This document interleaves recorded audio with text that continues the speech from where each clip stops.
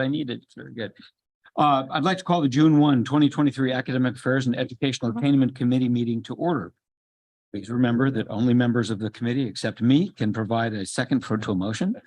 Live stream of the public meeting is available to the public on YouTube and ABOR Live. Today, the committee will receive an update from Arizona State University on its revised general education program. After that, the committee will consider two requests from Northern Arizona University. The first is a request to expand its pilot program, which created specific exceptions to the board's admission policy. And the second request is for approval of its institutional university metric targets. Our first item of business is to approve the consent agenda.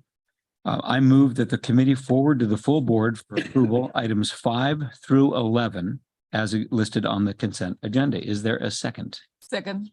Moved and seconded. All those in favor with an aye? Aye. Aye. There we go. Any opposed? Motion carries. Next, we are required to approve the committee meeting minutes from March 23rd, 2023.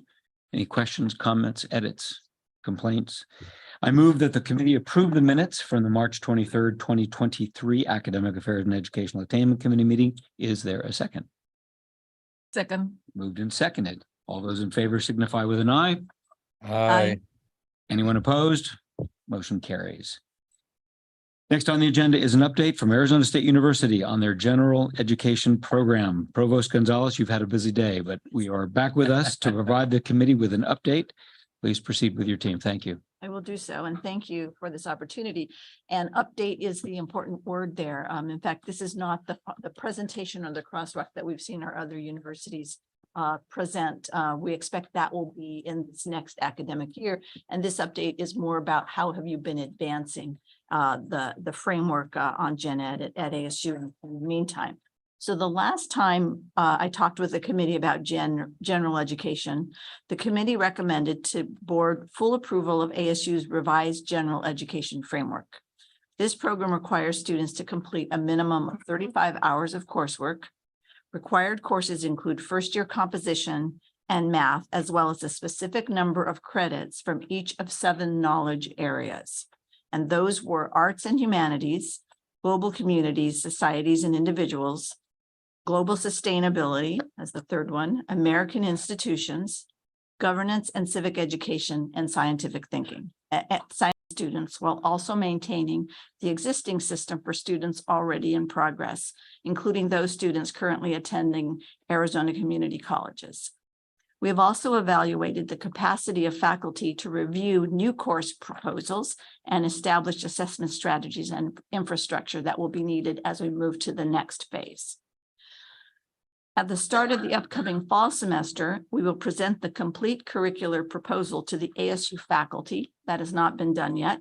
Following that consultation with the Faculty Senate, we will formally kick off the process of proposing and reviewing individual courses for inclusion in the new program. We anticipate that will lead to both the creation of new courses and to modification of existing courses, with knock-on effects on degree requirements, since many programs require completion of specific general education courses that will also fulfill requirements in majors. Student-facing tools will also be modified to ensure clear communication and to highlight the competencies students gain from the new curriculum. Our intent is to define for students where and how they are gaining key knowledge and skills to facilitate self-awareness and preparation for their career goals. In the best case, this new program is not just a better educational experience, but also a tool to support student success and achievement. So that is the update of where we have been since we last talked about general education. Thank you for your attention, and I'm here with Vice Provost Ann Jones to take any questions that you may have. Terrific. Thank you for that. Trying to reflect when this started, and I'm going to turn to Regent Penley because he was there at the founding. I want to say it was 3 or maybe 4 years ago. 6. Has it been 6? When you started? It's now 6. Okay, so as the father of much of this, you deserve the first comment. Well, thank you, Regent Duvall. This is more of a comment, Provost Gonzalez and Vice Provost Jones, than it is a question to you. First of all, this is such a big day for ASU. Not only are you describing progress on where you are with Gen Ed, which rightfully you point out takes a long time to achieve. But with ASU Health and also the AAU designation, it's really a very special day for Arizona State University. 6 years ago, some of us made the decision to begin a process of calling on the universities to really update their general education. And at the time, the provosts, none of the ones who are in existence now at the three universities, were kind of appalled that we would undertake this at that particular point. It was shortly after the University of Virginia and a few other schools had made very major changes to their general education, recognizing that general education could become stale. It was hard to change, as you point out. It took a lot of time to change it. And as a result, and there was very little assessment of whether students had actually learned what the university attended, and little differentiation across universities, even though each university is fond of claiming that its general ed is highly differentiated. The truth is, they end up looking a lot alike. The way we made this work, and I appreciate what you and Provost Pugliese and Provost Folks, whom I see on the screen there, have done, as well as your predecessors, to collaborate with the board. As the representatives of the people, we've, for good or ill, called on you to do certain things, and you have addressed some of those, Provost Gonzalez, in what you said. The critical thinking that is embedded there, communication skills, civil discourse, things that are perhaps even more important today than they've been in the past. But in addition to that, we did something unusual. We called on you to include a kind of civics, American government and institutions, in what you included in your general education. And I know that's been a stumbling block at all three universities to really build that in, because that's been seen as the province of K through 12 rather than our universities. But if one looks at our graduates, and worse still, the general public, perhaps only 1 in 4 have significant knowledge of American institutions, civics, and government. So as a nation, we really lack that knowledge. Although the First Amendment, the issues of free speech, are so important in our constitutional government, and they're so highly specific with regard to how free that speech has to be, yet most people look at their own political beliefs and assume that those who are unlike them should not be able to say that or do that. And so we know that despite that First Amendment in our Constitution, the lack of knowledge of what it really means in terms of real free speech is quite limited. We know as well that we've had attacks on our democracy, attacks on our voting processes, things that just are inimical to a modern democracy, or one from the 18th century when our democracy was created. Indeed, in 1790, George Washington, in his very first inaugural address, stated that, and he used in his inaugural address perhaps a quarter of his speech to talk about the importance of universities in educating people about government and civics. We have the intellectual capacity in our faculty to do something that K through 12 cannot do. So I laud you for the continuing efforts to build that in. And I look forward in the fall to really seeing how you're going to address those American institutions in a way that leaves our students with the kind of knowledge that a democratic country like this, a republic like ours, should really have. And the introduction of assessment, and I challenge these two provosts and the one I see on the screen to move ahead with assessment on American institutions, as you have done in English and as you're doing now in mathematics, because the assessment part was also a critical piece of what we envisioned some 6 years ago, because what it did was cause renewal of gen ed as we move through evaluating whether these students learn. So I laud what you all are up to. I appreciate the hard work that you're doing, but I just charge you to head back and make sure that American institutions are fully dealt with in the general education of Arizona State University. Sorry for the long comments, but I know we've been at this so long that I'm only trying to remind us of what we're trying to do. Thank you, Provost Gonzalez. Thank you, Dr. Jones. I'll leave it at that, or I'll give you a chance to respond. It was erudite, thoughtful, as you would expect, but No, you outlined many of the reasons why this was a good idea. And I do have to say, as challenging as it has been, it has also been a very engaging and enlightening experience for those that have been participating. And we do believe the outcome is going to put us in much better place. So we're happy to have done the work, and I'm not saying done really, because there's still a lot more ahead, but we're moving forward. excellent. Thank you. Other comments, questions? Going once, going twice. Terrific. Given where we've been on this topic, to be in and out that quickly is a very good signal. I would agree. Take the win. Yes. Terrific. Excuse me. All right. Item number 3. This is just a discussion item. So we move on to the next item, which is a request from Northern Arizona University to expand its pilot program, which created specific exceptions to the board's admissions policy. I think there he is. President Cruz Rivera is joining us via Zoom to present the request. Mr. President, welcome. Thank you, Chair Duval, and good afternoon, everyone. Consistent with our access mission, I am pleased to propose a simple amendment to NAU's admissions pilot program that will make our current delegated admissions practices more transparent to prospective students and their families.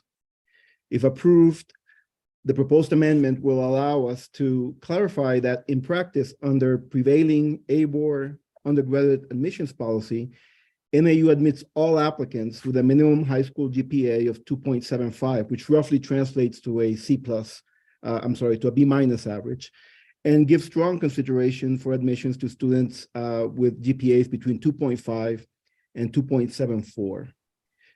NAU's value proposition would be enhanced if the board were to approve this clarification, because when we combine this clarification with previous policies and practices we have put in place, like the Access to Excellence program, as well as our universal admissions program with the Arizona Attainment Alliance community college partners, we would be able to say unequivocally to the people of Arizona, to prospective students and their family, that if they graduate from high school with a minimum GPA of 2.75, they will be assured admission to NAU. And if they come from a household with an annual income of less than $65,000 or are a member of any of the 22 federally recognized tribes in Arizona, they will be able to attend NAU tuition free.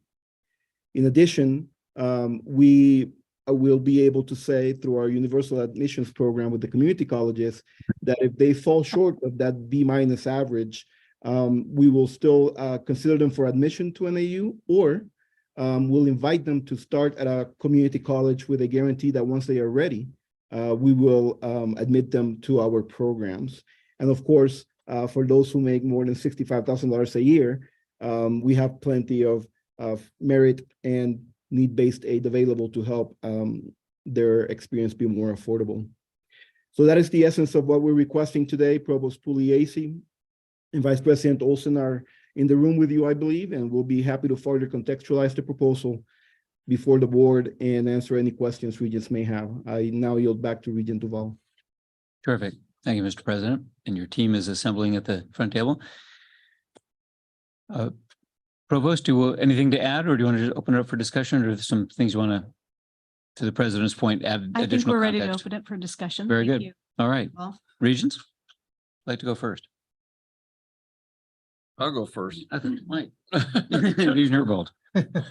President Cruz Rivera and I have had a very active dialogue over the course of the last 3 days on this topic. And I come at it from the point of view of primarily dealing in the past with universities that were trying to constantly improve their overall image, excellence academically. Said another way, these are probably your more high-end universities. And what I have gleaned from the conversation with President Cruz Rivera is that I need to think a bit more broadly in terms of the population out there. And what NAU is doing, I think, is really admirable. On the other hand, here's what I'm disappointed in. He reminded me very vividly of what our policy is, all right? And our policy is a broad brush in terms of how we accept students across all three universities. And I think it's time that we revisit that policy, because basically all three of our universities have the right with that policy to admit anybody with a 2.5 or better. And they have to abide by the 10% rule, which is they can't have more than 10% of their accepted applicants lower than a 2.5. I think I have the policy correct. One of the problems with the policy is it's lengthy, as most lawyers end up telling you you need. But we should revisit that in the context of, do we really want all three universities following that same policy? Because I think what we're trying to do with University of Arizona is make it the academic treasure of Arizona. And so I think the policy should be tougher in terms of admission. And I think that by and large, you're doing that. But on the other hand, we've got this very broad policy, which I think is worth putting on the table separately and tackling it from an academic affairs perspective. I think that given the context of the pilot program that they are launching, this is probably the right thing to do. That's not where I was in the beginning. On the other hand, I understand the need for upward mobility in the world and to try our best to serve a population that might not be as well equipped coming into college. So it's a tough decision for me personally, but one that I've really come around on in terms of the dialogue that President Cruz Rivera and I have had over the last 3 or 4 days. So, and that was very much appreciated. I learned some good things. So with that though, I should emphasize, I really think we need to revisit that policy. Good. Story. Yeah, terrific idea. And we should. We have, as I think was mentioned in some of the email traffic, this in many respects began about a decade ago with some regions who had a strategic plan around changing directions. And the notion was to create more differentiated brands across the three universities. And we started to move in that direction, then moved off of it, now moving back onto it. Yeah. But we've inched our way into it as Yeah. opposed to grabbing the whole thing systemically and strategically and saying, how do we make sure that our policy reflects this? So that will be a productive conversation, and appreciate the engagement that you've had around this and your thoughtfulness. Other comments? Rooster? Regent Duval, to either one of you. To do this effectively, to bring that student with that lesser GPA, we talked earlier in my tour of NAU about services that were going to be applied, especially coming out of the pandemic, to bring students along in the higher education world, to give them that running start, maybe by walking, then jogging, then running. I worry about the services required to give these students that chance inside the higher education world to be effective quickly. I think there's going to be a cost to that, keeping those services, those extracurricular programs in place to bring them, nurture them along to be a better college student. Am I off base in that thinking, or will there need to be programs either in place, kept in place, or programs created to bring those 2.5, 2.6, 2.7 students up to kind of the needs that the curriculum has? Well, I'd like to answer that first by emphasizing that what we're proposing here creates transparency around what we're already doing. So we wouldn't expect a change really in the composition of the students that we serve, which already represent quite a range of variation in their prior academic experiences. So we already have those services in place, and we have been looking closely at how their efficacy and the scope of the availability or impact of those services on our incoming students, and are watching that and investing appropriately. I don't think the other piece I would say is that it's not just the services that we wrap around what the academic experience of the student is as they enter the university and take courses from our faculty, but it's also about how those courses are designed by our faculty. And we've also over time engaged our faculty quite extensively in developing their expertise around pedagogy and use of technologies and things of that nature to be sure that students are being effectively engaged and are able to attain the outcomes that we set out for them. You know, we hope, and Regent Herbold, I appreciate your comments previously, but we hope to demonstrate our academic excellence through the impact that we have on our students in developing their talent and ultimately the outcomes that our graduates attain when they exit the university.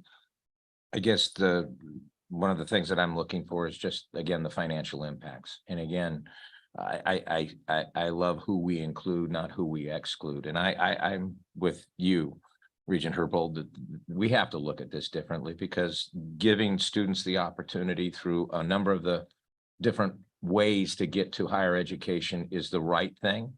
I just worry that hidden costs of engaging those students through expanded study halls, expanded, programs would offset in some way, the other avenues that are bringing revenue forward. Yeah. The other thing I'll add, and then I'll ask Annika to speak to the numbers here, but the other thing is that high school grades are an empirical indicator, and like any empirical indicator, they are likely imperfect in a statistical sense. And so we find that even students that come in with higher high school GPAs have needs as well, because some of what students experience and some of the ways in which they may falter in their first experiences in a university are matters of, behavior, engagement, other kinds of challenges that they may be experiencing in their personal lives. And we have, obviously been negotiating that and working through those needs of our students for some time, some of which have been, were exacerbated by the pandemic, as we talked about when you visited. Annika? Thank you. Thank you, Regent Brewster. The one thing I would add is the transparency component. The policy, as noted eloquently by Regent Herbold, is complex, and it allows us to admit students between that 2.5 and 2.99 window already. And we all do. In NAU's case, when we pull data from the incoming classes of the last 3 years, and for fall 23 specifically, as of yesterday, we already admit 96% of the students between a 2.75 and a 2.99. The previous 2 years were also in the 90 percentile.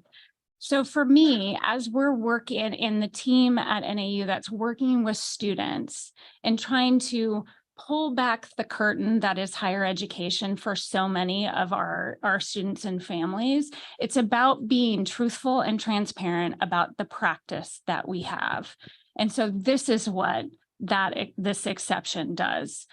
We admit students over 90% of the time with a 2.75 core GPA, and we want to tell our students and families across the state, we will assure your admissions at that. Thank you. Thank you.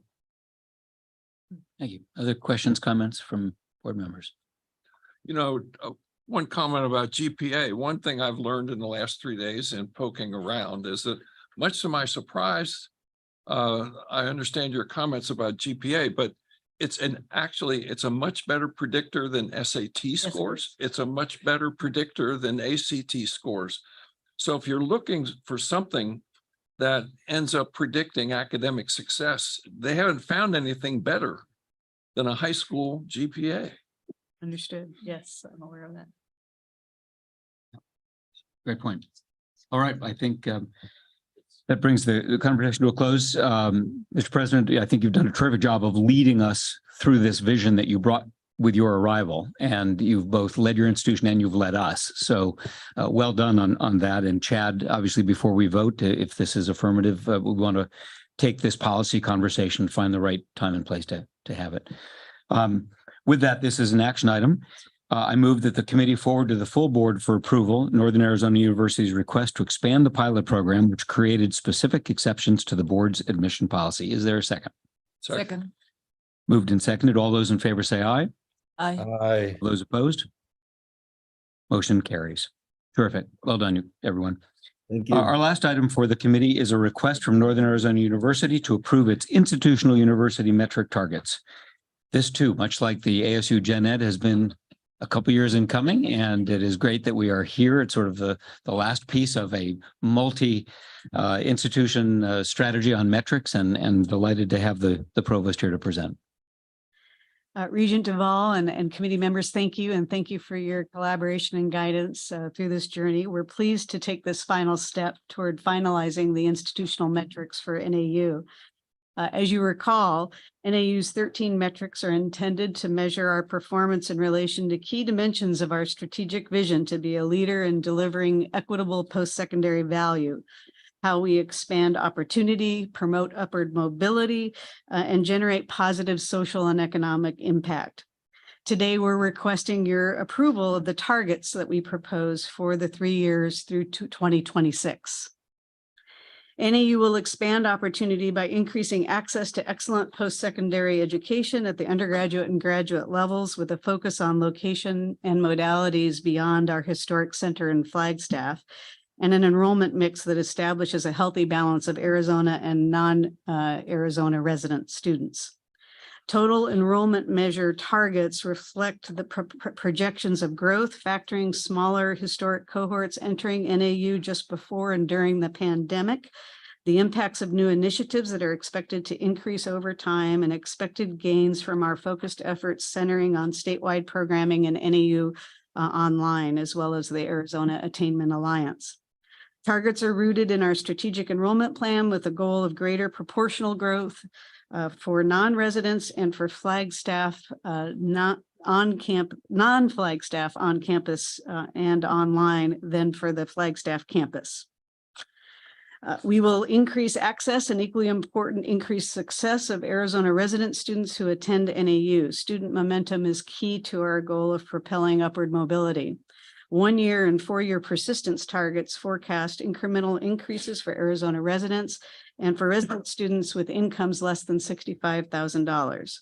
The targets are based on projected impacts of changes to our enrollment management strategy and our investment in programs and services supporting student success. 2 of our proposed metrics will measure the impact that NAU has on Arizona's economy and on upward economic and social mobility of graduates.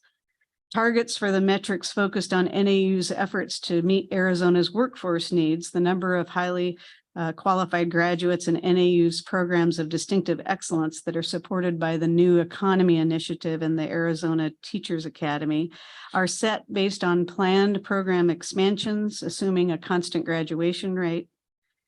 Because the effects of program expansion on numbers of graduates are lagged, near-term targets for graduates reflect past program enrollments. The percent of graduates in these fields of distinctive excellence who are employed in Arizona 2 years post-graduation is expected to be relatively stable, with a target of 65% in 2026. We seek to increase NAU's tier position in the Economic Mobility Index.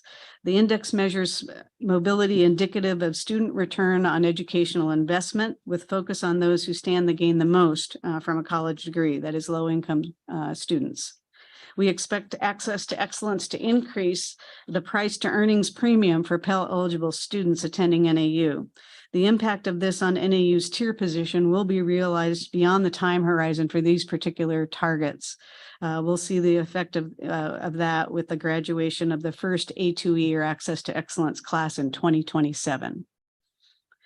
Inspired and energized by our vision to be the nation's preeminent engine of opportunity, vehicle of upward mobility, and driver of social and economic impact, NAU proposes to you for approval the slate of institutional metric targets through 2026. We look forward to using these metrics over time to measure the full impact of the strategic investments in advancing our goals. Thank you. Thank you, Provost Pugliese. It's impressive. Look, we all recognize that what happened here was that we started down the metric track and then we did a presidential search, landed a president with a whole lot of new vision, an institution that was ready for a lot of vision and a lot of repurposing and redesigning. And you've had to sort of manipulate the metric conversation in a way to get the system metrics, the institutional metrics, and even at-risk assignments in alignment with the new direction. And I think you've done so, and want to compliment you on both your patience and your persistence. And I think it's a very successful outcome. So thank you for that. Regents, comments, questions?